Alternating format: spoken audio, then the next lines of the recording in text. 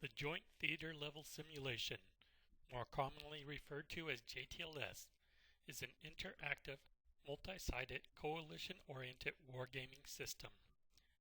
The goal of JTLS in a training environment is to robustly replicate real-world systems to maximize the scope of training while minimizing the expense. JTLS provides a full range of operations for air, sea, land, soft, logistics, and intel functions geared towards the training of joint and service staffs. JTLS runs on a Red Hat Linux operating system with operator interfaces deployed on either Red Hat Linux or Windows machines. JTLS is used by a wide range of countries and military alliances, including being the model of choice for NATO and U.S. Pacific Command exercises with strategic level training audiences due to its low overhead costs. Primarily geared towards simulating the operational level of war, JTLS is capable of modeling the synthetic theater of war anywhere between lower-level strategic to higher-level tactical. Outside of its use as a training tool, JTLS has also been used as an analysis tool for numerous postgraduate theses at the Naval Postgraduate School in Monterey, California. It has also been used in an operational support environment to generate a robust set of theater-level communication to and from a deployable command post to verify the network and C2 hardware integrity. Despite these uses, JTLS is best known for and used primarily as a training tool. Though primarily a theater-level combat model, JTLS has the ability to create the synthetic environment for exercise situations from full combat through operations other than war to humanitarian assistance disaster relief.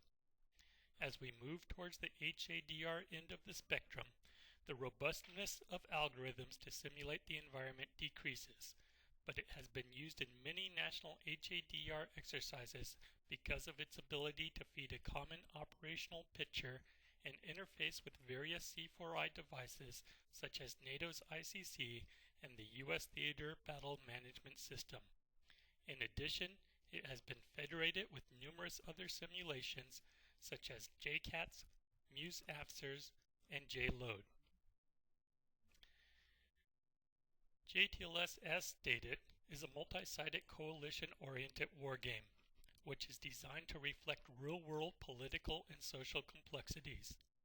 Four sides have a non-symmetrical relationship with other sides, which affects their capability to conduct coalition operations. JTLS recognizes four side relationships, the most severe being an enemy relationship.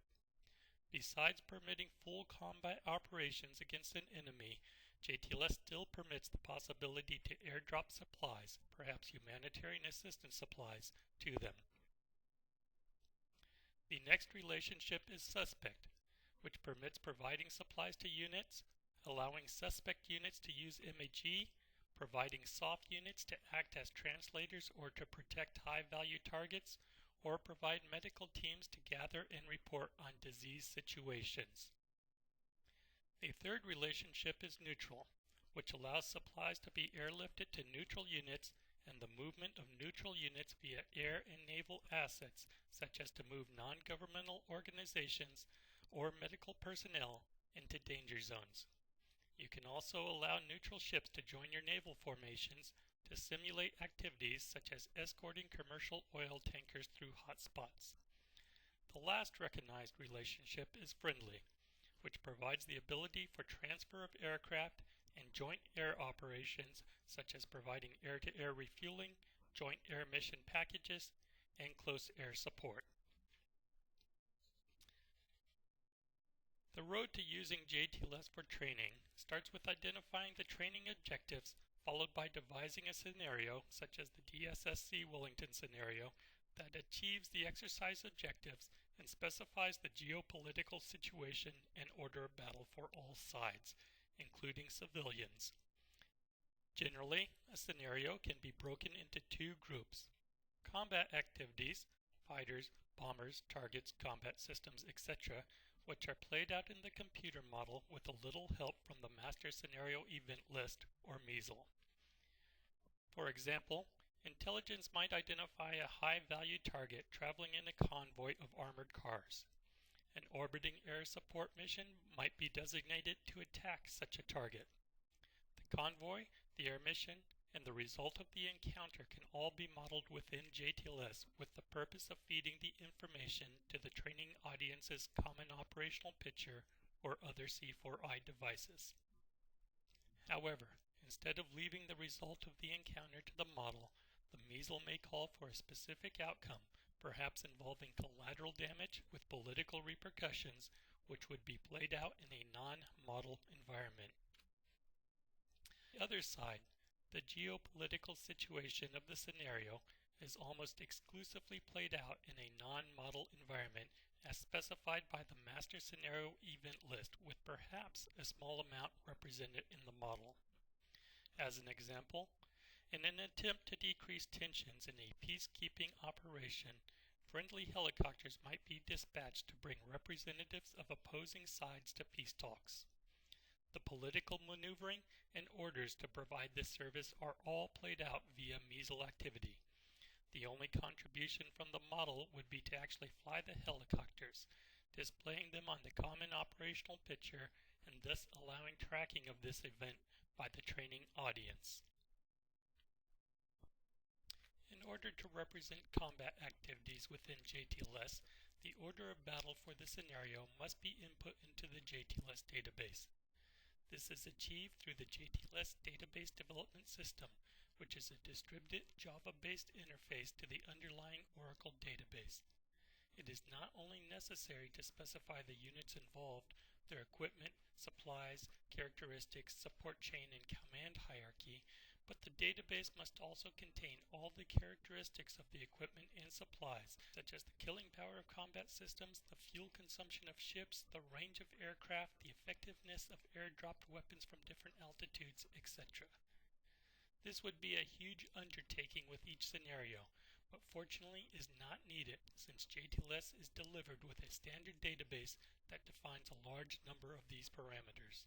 The majority of JTLS exercise databases are clones of standard database, which defines 99 combat systems, 185 air defense classes, 482 types of aircraft, 581 sensors including air search, surface search, counter battery, and active and passive sonars, over 1,300 chartable weapons, and almost 2,000 ship unit prototypes, with each representing a ship class.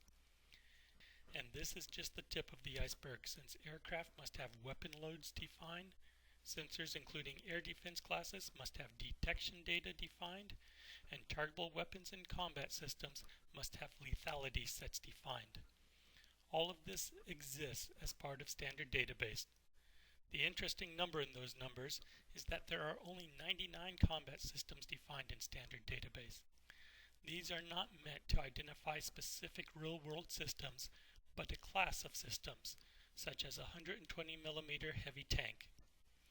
In fact, there are 15 types of tanks specified in standard database, covering the range of 100mm, 105mm, and 120mm calibers, and light, medium, and heavy. It is in the combat system prototype data, which is defined for a faction, where the distinction is made to represent real-world systems.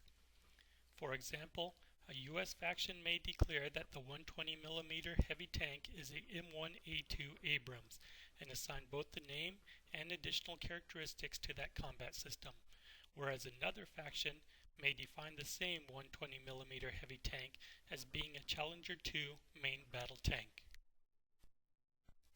The almost 2,000 ship unit prototypes within standard database are designed to represent ship classes instead of individual whole numbers. Within that grouping, there are 52 ship unit prototypes that define Indian ship classes. The RNA database development team actually mapped almost 200 Indian naval vessels to the ship unit prototypes as part of creating the demonstration scenario for standard database. But in the end, these vessels were not included due to the desire to maintain a reasonable size to the scenario.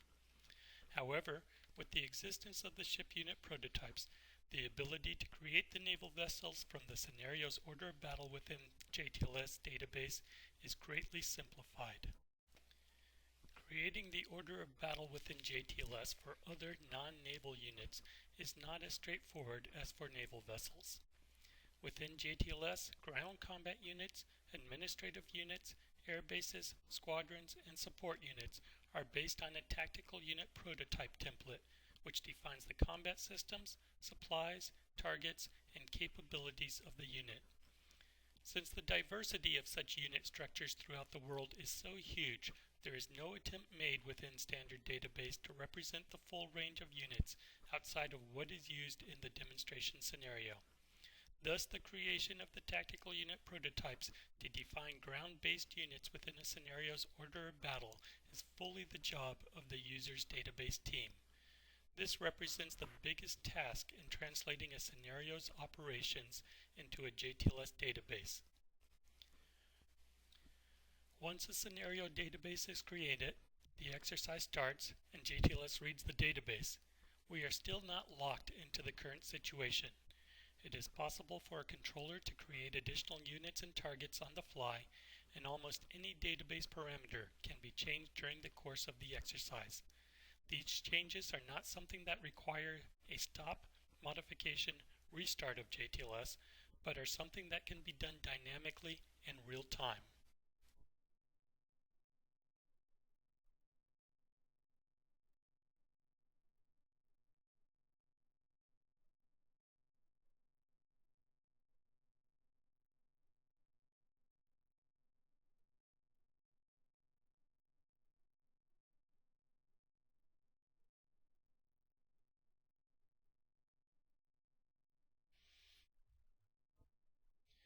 Within an exercise environment, the purpose of JTLS is to represent the lower echelon commands.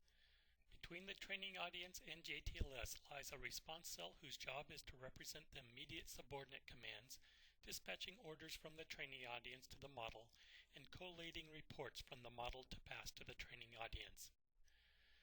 The response cell is composed of both military personnel communicating with the training audience and JTLS operators communicating with the model. The response cell serves as an insulating layer between the training audience and the model, so that the training audience should never see, interact with, or hear about the model. Their job is to remain in the command location using their real-world systems to conduct the exercise. Running in the upper left is the core of the JTLS model, the Combat Events Program, which is an event-driven simulation that initializes by reading the JTLS database, then schedules and executes time-stepped events and permits operator interaction via the Web-Hosted Interface Program, or WIP. JTLS is not a federation, neither internal nor external, of models. Instead, the Combat Events Program is a single program of tightly integrated components that is responsible for tracking objects, determining interactions between objects, and adjudicating combat situations. WIP interaction with the Combat Events Program is facilitated through a set of web-based services which receive information from the CEP about the current situation and provide required information to the WIPs. This is a visualization of the demonstration standard database as viewed from a South Korean WIP. The WIPs are side-based and show the perception for their specific side and allow control of forces for that side. South Korea is displayed as blue forces, the US as green forces, and North Korea as red forces. We may see objects in other colors, specifically yellow and gray, representing civilian sides as we progress, but we are not going to concern ourselves with them during this demonstration. Within this scenario, South Korea and the US, though on different sides, are acting as an allied coalition. As we can see, the knowledge of both US forces and North Korean forces known to the South Korean side is fairly limited. In fact, when the model first comes up, the sides only know the locations of fixed targets and all other intelligence must be gathered. This is not a very realistic starting situation for conflict, since in the real world we are always gathering information about potential threats, and definitely with a heightened political situation preceding combat, those efforts would be stepped up. Let's compare the situation we see here from a South Korean perception to what we see on a U.S. whip. The U.S. whip has a lot more information about North Korean and South Korean forces, though not everything. It has obtained this information from two sources. It has received a controller area report in which the controller specifies a geographic region and a probability that objects within the area are detected. This method of giving intelligence to a side is often used to create an initial intelligence paint, replicating the concept that the side has been utilizing national and strategic assets over a period of weeks or months, gathering just such information. In fact, it is possible for the controller to send multiple area reports to a single side. Perhaps for frontline enemy forces, they might specify the probability of immediate detection at 95%. A second area report, starting 20 miles behind the front line, might have a probability of immediate detection of 80%. Lastly, an area report for the far rear might only have a probability of immediate detection of 60%, reflecting the difficulty of gathering accurate and timely information on rear echelon units. Even with this initial intelligence paint, it is very likely that force side knows the exact location of enemy air bases and possibly squadrons. To remove the randomness from the area report, the controller also has a unit report that can be utilized to fill this knowledge. And similarly, there is a target report available to the controller to pass intelligence on targets that a side would likely know about. The second source of intelligence for the U.S. actually came from the South Korean side in the form of a past unit intelligence order. This order is geared towards the sharing of information for coalition operations, such as exists in this scenario. South Korea has chosen to provide an update about all its own forces and enemy forces to the U.S. every 6 hours. This is obviously a political decision that is made outside the confines of the model, but which is implemented within the model to replicate the results of that decision. As a matter of fact, within the order we can see that the decision was made to not share intelligence about HRU or soft teams, nor about locations of submarines. In addition to periodically sharing intelligence with the U.S., South Korea can also initiate a real-time sharing of its air picture. The ability to share a real-time air picture within JTLS is of the utmost importance to coalition operations due to the importance of tracking the real-time air situation in most training events. Looking back at the U.S. whip, we see the end result of the controller-driven intelligence paints and the sharing of intelligence by South Korea. Intelligence gathered in this manner is considered to be external or national, basically derived by non-theater assets. JTLS plays two additional levels of intelligence collection: strategic intelligence and tactical intelligence, both of which we will discuss later. We have moved ahead in time so that all sides have an initial intelligence paint, and we are starting some air operations. But first, let's look at what is happening with ground operations. If we zoom into the north of Seoul, we can see that a number of North Korean units have crossed the DMZ and are in an attack posture against South Korean forces.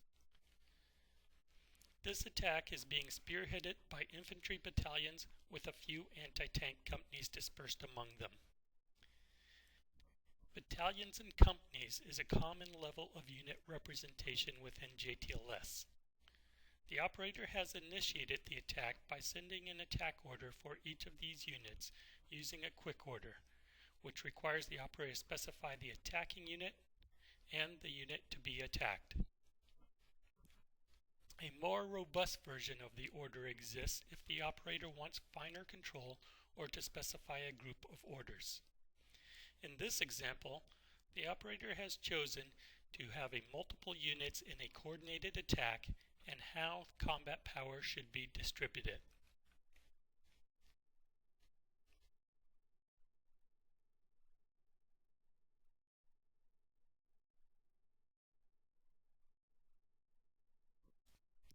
Over on the South Korean side, we see there are a number of units caught on the north side of the river. The operator has sent delay orders to these units. As part of the delay order, the operator specifies a series of points that the unit will fall back to and hold until a certain time or until their strength drops below a specified amount. The unit then falls back to the next point in the delay route and repeats the time or strength requirement. The southern units have been ordered to fall back to the closest bridge, whereas the northern unit is to fall back to and delay at the northern bridge crossing. As they come into contact or proximity with enemy units, they will receive intelligence on those units. This is part of the tactical intelligence played within the model, which requires no action by the operators.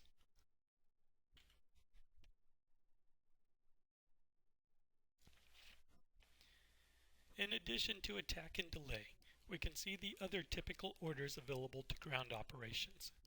Administrative move, defend, withdraw, and provide artillery fire support being the major items. Additionally, we can create field artillery or missile fire missions. We also have joint service operations, such as close air support or CAS. The air component can provide orbiting air support missions, which can then be called on by the ground component.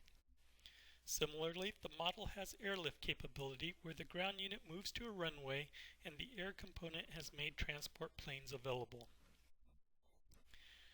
Besides explicit player interaction, there are also some actions that ground units will execute automatically within the model. The database specifies thresholds to maintain postures, and if an attacking unit drops below its attack threshold, it will automatically go into defend. The same sort of behavior is displayed by a defending unit that drops below its defend threshold and automatically starts to withdraw. Similarly, a unit that is performing an administrative move will assume a more aggressive stance by going into defend when it comes under fire. A last example of semi-automatic behavior for ground units is seen among field artillery units, which will conduct a short move after firing a specific number of rounds to avoid counter battery responses.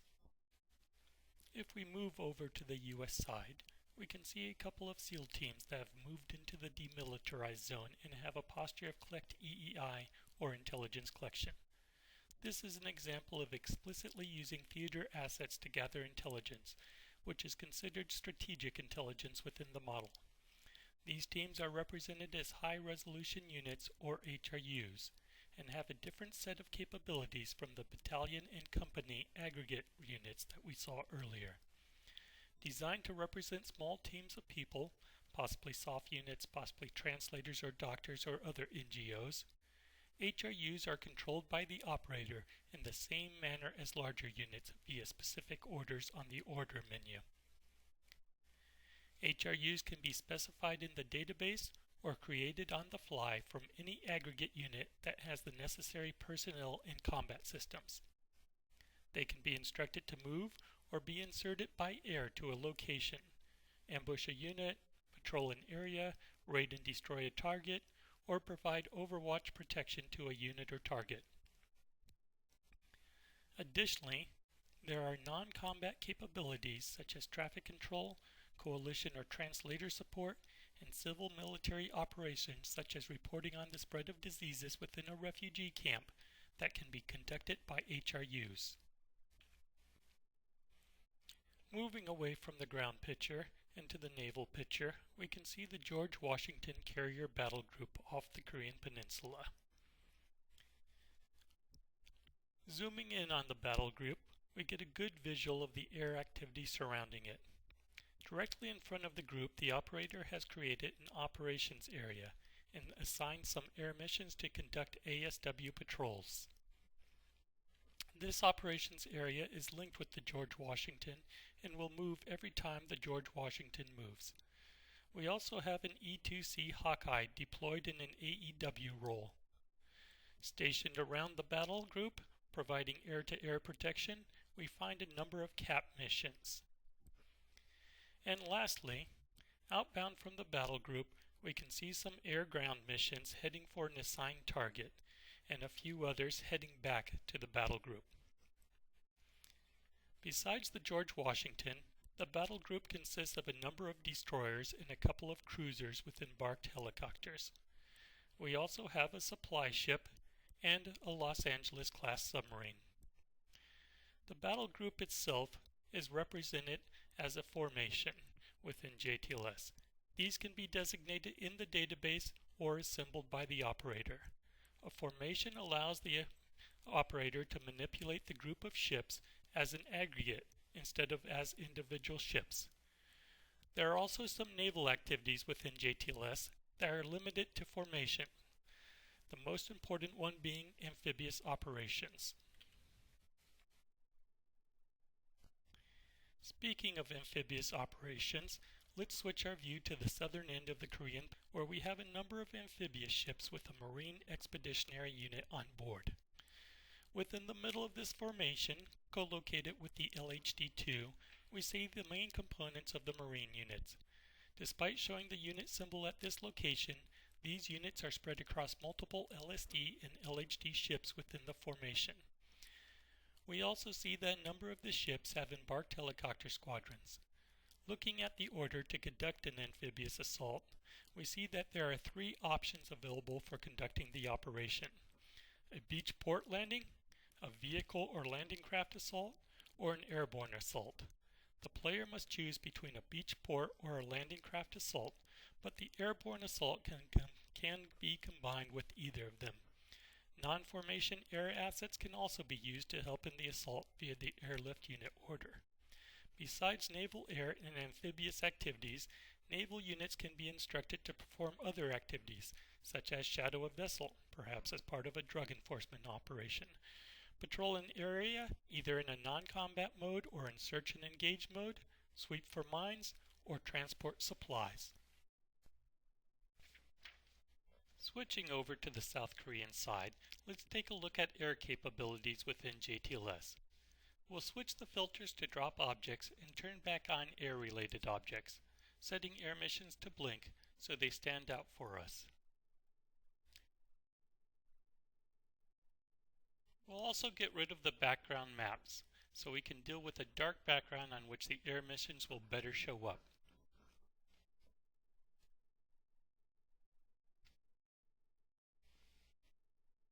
We can see air missions from all three combatant sides flying. Notice that for our air missions and the US air missions, we know the actual name of the mission. For North Korean air missions, we just assign a track name. This is because we are sharing an air picture in both directions with the US but not with North Korea. When we were looking at the George Washington Carrier Battle Group, we saw some CAP missions, some patrol missions, some AEW missions, and some air-ground attack missions. Of course, these same type of missions can be flown from ground-based squadrons. In addition, we have offensive orders to create orbiting air support or OAS missions, armed reconnaissance missions, which search for targets of opportunity, and wild weasel missions, more commonly referred to as suppression of enemy air defense, or SEAD. The sole defensive mission is the Combat Air Patrol, or CAP. When we create the CAP missions, we can specify whether or not manual pairing is required. If we specify no, then the model will assign the CAP missions to intercept unknown and enemy-detected air missions that fly into its protection area. Alternatively, by specifying yes, the operator becomes responsible for pairing up interceptors with foreign tracks using the manual pair order. Besides airlifting units and inserting and extracting HRU teams, we can move supplies, perform inter-theater strategic lifts, transfer aircraft to forward bases, and generate civilian air missions. The last group of independent missions is the support missions. We saw the AWACS or AEW mission when we looked at naval air. We also have air-to-air refuel missions, electronic combat missions, and reconnaissance missions. The reconnaissance mission is another example of strategic intelligence, or using theater assets to explicitly gather intelligence that exists in the model. Besides these independent air missions, we have the capability to create deep strike packages. We start by creating an air mission package and assigning it a name, a rendezvous location and time, and a minimum number of SEAD and escort aircraft that must accompany the package. Individual missions are then created and assigned to the package, with each mission being assigned its role, including a post-strike recce. When the missions independently launch and gather at the rendezvous location, if the package does not contain enough SEAD or escort missions, it will automatically cancel.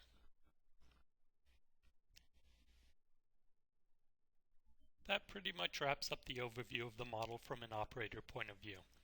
Ground units are controlled at the battalion or company level. Naval vessels can be controlled individually or managed as a formation, and air missions are handled on a per-mission basis. In most US or NATO exercises, a real-world ATO is generated and sent to the response cell. JTLS comes with an ATO translator to take an ICC or TBMCS generated ATO and generate mission orders that can be directly input into the game. When a real-world ATO is not used, this same translator has a spreadsheet capability that some response cells use as a quick way to generate their CAP, OAS, recce, and strike missions. On a final note, we can look at an abstract view of a typical exercise layout. Our area of interest is the C4I system link between the model and the training audience. The JTLS Operational Interface, or JOI, is responsible for feeding a global command and control system, or GEECS, using either a serial feed, emails, or a TCP/IP connection. This is done with OTH Gold messages. The JOI can also feed Link 16 messages to any source using the same three connections. The JOI itself uses data that is openly available from the model, and a number of international users have tapped into this data stream to write their own C4I interfaces and CACS management tools.